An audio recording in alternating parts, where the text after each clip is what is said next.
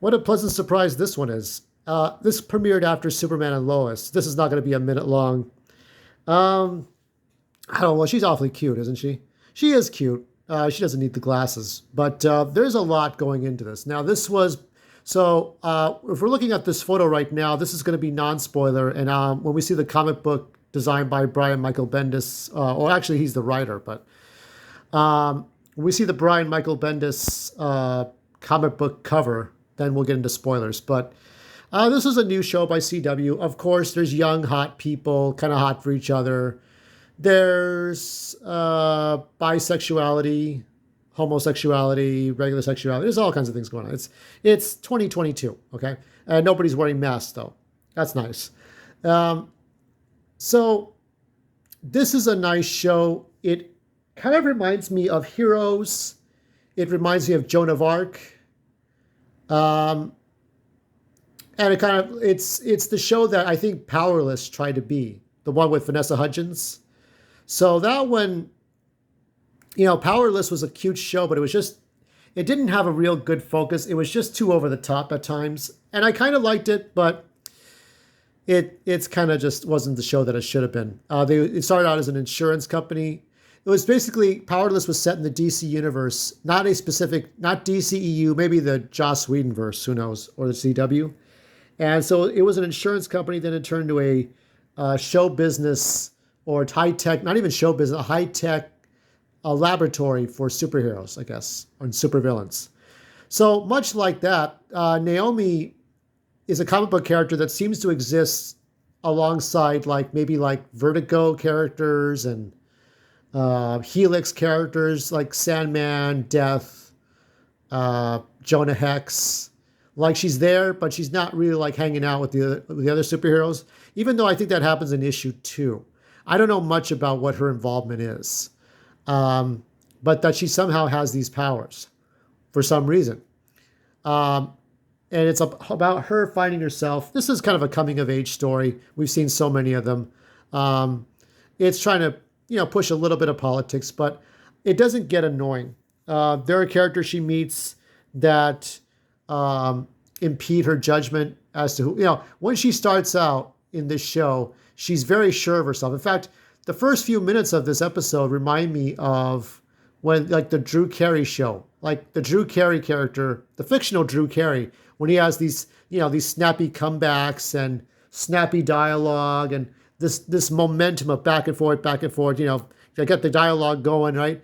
And he's so sure. And then he meets Mimi Bobek, the Kathy Kinney character. And now his whole life is turned upside down. Now he doesn't have anything funny to say anymore. And now he's like, oh, okay, well, how was that?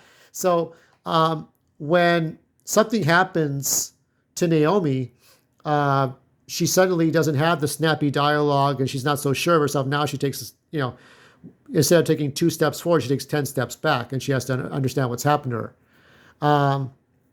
So being a CW show, I'm very skeptical of how good this will stand. Supernatural stood for 15 seasons. Maybe that should tell you something, that we don't need too much sexuality. We don't need too much politics. We don't need too much drama. I mean, I know Riverdale's got that, but I will give this episode somewhere between a 7 and an 8. It's full of cliches, but it's not. It's better than what I saw for Superman and Lois. I mean, Superman and Lois, there were great special effects. Superman does. There is a connection between, Superman and this, and we'll get into it, okay, in the spoilers. But I'll say 7.8 out of 10 because my birth year is 78. All right, so if you want to take off and watch the episode on the CW app, or if you have it on your DVR, go ahead and watch it, and then we'll get to spoilers in a moment. All right, so we're back to spoilers. So the first few minutes starts off with her being like a snappy. This is Brian Michael Bendis, the same one who did Spider-Man, Ultimate Spider-Man, and I'm not sure who did the art. Probably Campbell or Walker. Probably Walker. Pencils and shit. And Campbell probably did the coloring. Usually with artists, they have the writer, artist, penciler, and then the finishing artist. So Naomi is very sure of herself. The first few minutes shows her everyday life, going to a party. She's 16, right? She goes to parties. She meets up with her friends. they talk about Superman. And the more they talk about Superman, I'm thinking, is this a DC universe based on a comic book story? I don't know who Naomi. I had no idea. And much like iZombie, which was a good series, it wasn't the greatest series, but it was a good series. It was all right. This was kind of one of those things, you know. So it was like, okay, it's an obscure character that you'd never know. Much like Chase. Chase was a detective who investigated superheroes and stuff like that. So it's like she's not going out of her way to have a normal superhero life, but it's kind of happening slowly for her. Does she get a suit? Now, there's a suit. I'll show you as we go midway through this, but so in the comics at least. So in this episode, it reminds me of the Drew Carey show when Drew Carey has that opening scene in the pilot episode, and he's talking to his friends. He's talking to his female friend. He's talking to two male buddies, and they're having snappy. If you look at that, it's snappy dialogue, snappy dialogue, snappy dialogue. It's like back and forth dialogue that exists only as a stage performance, right? And you think, okay, so it kind of seems fake how her life is going because she seems too sure of herself. Even when I could see it in her face as she's skateboarding, she's too sure of herself. And then you got one guy watching her, kind of creepy. Then you got another guy watching her, kind of creepy too. You got one black dude, one, I'll say Samoan, Middle Eastern dude. I'm not sure what he is, but it doesn't matter. We'll call him Samoan because Samoan is not a race you hear too often, except like Rikishi from the WWE. So you got the Samoan guy, you got the black dude, and they're both watching her. And then she's going to class. I think it's some sort of a like home economics class. I'm not sure what it is. It doesn't matter. She gets a text about Superman being out there. So from the party, we learned about Superman. And then we also learned that this Superman may be real, even though they say he's fiction, but he's not, right? So something is going on that she has to go out there and see. And she sees Superman for like less than a second. And she's knocked down. She doesn't know it's like having a giant headache and then collapsing. And then the whole world's spinning. That's exactly what happens to her. And she doesn't know why. So she tries to look up these things. She tries to figure out what's going on. Meanwhile, she's trying to investigate what happened with Superman. And so she investigates. She does two things. So she investigates the incident that happened with Superman and something else, and what happened to her. And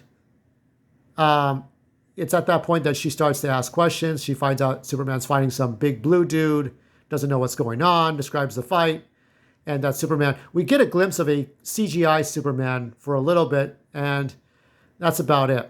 And but there's the big Samoan dude with the tattoos who works on motorcycles and cars, and kind of a mechanic who puts together his own parts. He's like the blacksmith for cars, right? He grinds up, he makes car doors and body parts for the motorcycles. So this guy's watching the whole incident, and Naomi sees him. She goes through like different video footage. I'm not sure if it was her camera phone or other camera phones. She talks to her best friend. She talks to other people. There's this girl with pink hair that likes her a lot. So she might be bisexual. She might return the same feelings. I don't know what's going on with all that. There's too many things going on. But so much is happening. So her parents, one is a working kind of real estate agent, I think, and the other one is in the military, which gives you that Superman and Lois kind of recap feeling. And so she was supposed to get a car on her graduation, but then decided to give her a car so conveniently after she's learning her powers. Hold on a minute.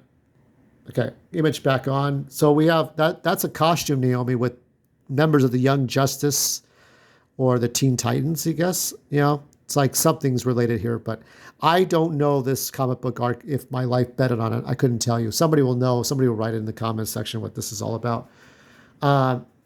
So her parents give her a car so conveniently after she's trying to learn the truth about herself. She's confronted by a black dude who he's trying to sound like he cares about her, or trying to sound like he speaks in riddles, okay? And she goes to a forest. I guess she gets a lead, and she goes in the middle of a Blair Witch type of forest to find a disc. It looks like a 10-pound or 20-pound weight you put on a barbell, okay? And she tries to grab it, and this guy who just grabs it, he looks very suave, whatever, and he tells her, hey, you don't know your own strength, you don't know your own powers. So she's scared, she runs, and she's got this ability to levitate leaves. She can levitate objects, I guess. There's a little bit going on. There's a lot of mysteries. But so that dude that was watching her probably is the bad guy, probably. And having said that, as I don't know, I even know what's going on. And then the other thing was the Samoan dude that works on motorcycles and cars. He wouldn't talk to her, but later on she had to confront him and say, "Hey, look, I've got these powers, and when I take off my glasses, because she wears glasses, right? I can see. I have like this telescope vision. I can see things far away. I can see things as though I have binoculars, and I can see things up close. So what's going on with me? Why, So he tells her that we're the same people. Now, he grows wings at the end, these mechanical wings. So is he Thanagarian? Is this about Thanagar? Or is this something else? Because we haven't seen Hawkman in media for a while. I know there's supposed to be a JSA Black Adam movie coming out soon. But I don't know if there's a Thanagar connection.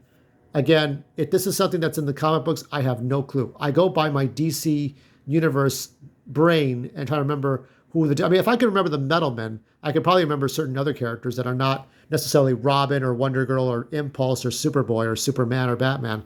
I can figure out something. So that's basically what it is right now. It is like I say, with Superman and Lois, it kept me glued. But once you kind of figure out that there's so much predictable family drama and sibling drama or whatever, girlfriend drama, then you kind of get like, oh, I know what this is going to be about. With this one, I'm hoping it works. I tried to watch The Republic of Sarah, but it always fell into CW drama. As long as this show tries to remain objective first and then subjective second, meaning if Naomi must have a girlfriend or a boyfriend, because there's a guy she likes and then the girl who likes her, if she can keep that second to what she learns about herself and her mystery and her journey, if that comes first before sexuality or getting hot for each other, any of that shit. Because, I think Nancy Drew tries. And with Riverdale, it's all about conflicts, mostly. It's a whole other thing.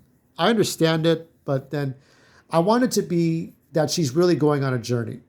You have enough CW shows, CW, to do, and I think they're getting sold, aren't they? Aren't they getting sold to somebody? You got to make this work.